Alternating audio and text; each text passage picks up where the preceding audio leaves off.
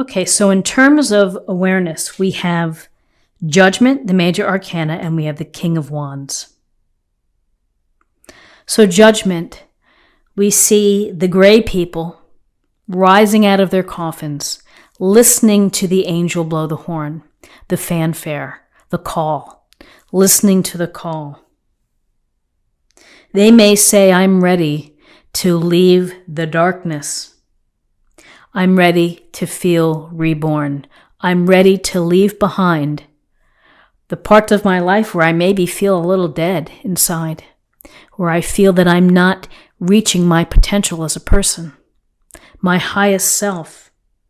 Because the angel wants them to hear the call and to judge, to use judgment to think about one's life. And when we get this call, regardless of age, regardless of timing, we hear it, we sense it, and we begin to think about, where we are, where have we been, where are we headed. And so with Judgment, you have the chance to be reborn and to really forgive what happened before. You get that ritual cleansing of being fresh and clean and ready for whatever path is going to help you reach your best self. And that's what Judgment brings. It's the judgment of our actions and our life. Judgment happens right at the end of the major arcana through our journey, as if to say, now what have you learned? Where are you? You have to answer these questions. These answers come from within. So with this call to being reborn, having a chance for transformation, for, again, restructuring, for new opportunities, new cycles. Here's the King of Wands. The absolute best in a character or an archetype who would be dynamic and someone who would take advantage of personal powers and talents and abilities, using all of them to create this very rich and fulfilling life, focused on passions, focused on excitement and enthusiasms and getting to that place. And if things don't work out, oh well, on to the next. Charisma, capable, for the most part fair. So this King of Wands could be coming in to say, act, take action, use your power, use your talents and your abilities, and network, make things happen, take the first steps. You can create a successful life by understanding yourself, understanding what you do well, and matching them together into, what you're passionate about. So follow your passions, and there's a sense here of activity, of networking here too that I see, of getting out there and meeting people. This is the type of dynamic energy when you go to a party and there's someone who just is holding court and you're just listening and you're like, wow, they're so interesting, or they're so unique, and it's very captivating. And there's no reason why you can't be captivating in your own life. And for you to make the magic by virtue of your talents, your abilities, and your passions of what you really want to do. You may have a clearer picture after you've had Judgment and the evaluation of self. So in terms of guidance, we have the youthful energy of the Page of Pentacles, and we have the Hanged Man, major arcana. So the Page of Pentacles is the desire for knowledge, the desire to work hard, be responsible, to do what it takes to get the job done, to put in my best research and effort and write my best paper and turn it in. So there's this very sincere desire to learn, to become more experienced through study, through servitude.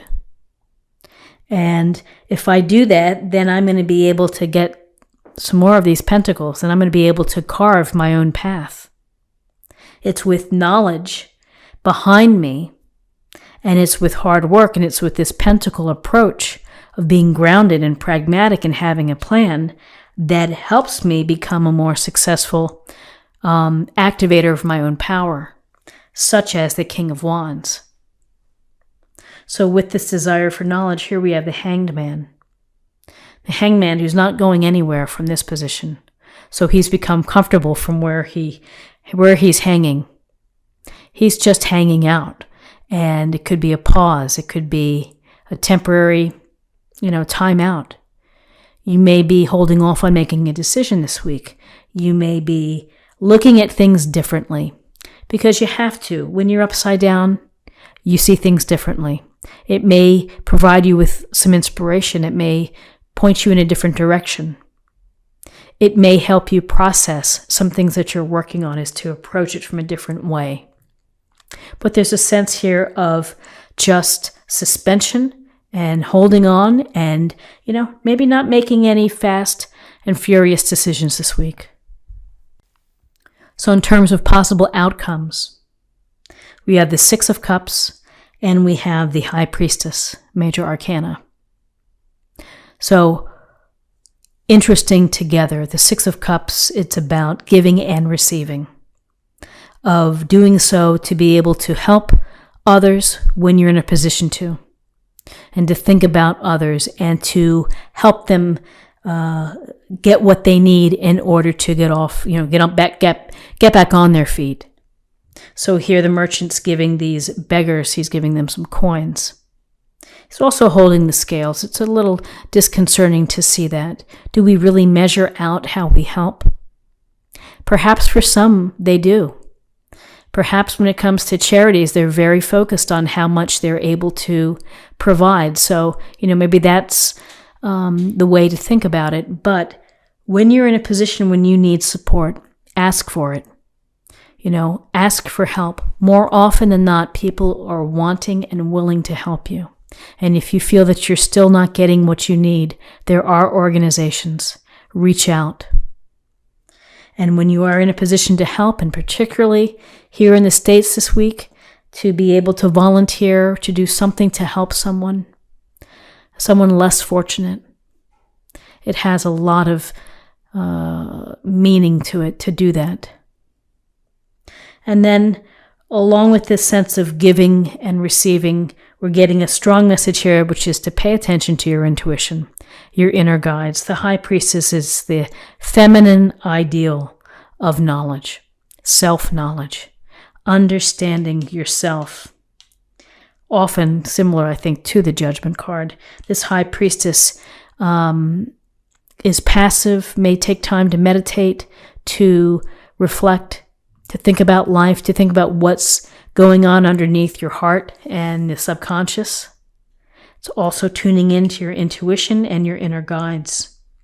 Listen to your inner guides. Trust your hunches. Pay attention to dreams, numbers that you may see on a license plate or on a house number or whatever. Look at the numbers. Listen to the random things that pop in. They can have meaning.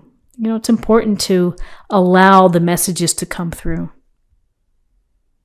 So paying attention to your intuition this week. Always great advice.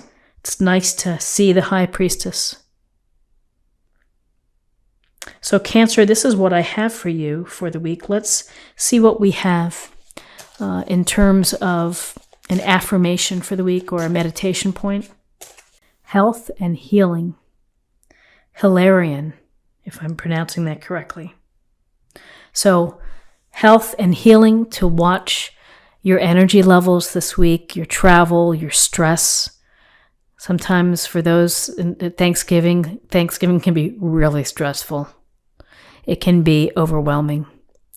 So be mindful of that. Do little things. Carve out some time to meditate, to reflect, to walk in nature, to have a nice hot bath. And finally, let's choose a card for love. Take a chance on love. When we start to love, our lives are changed forever.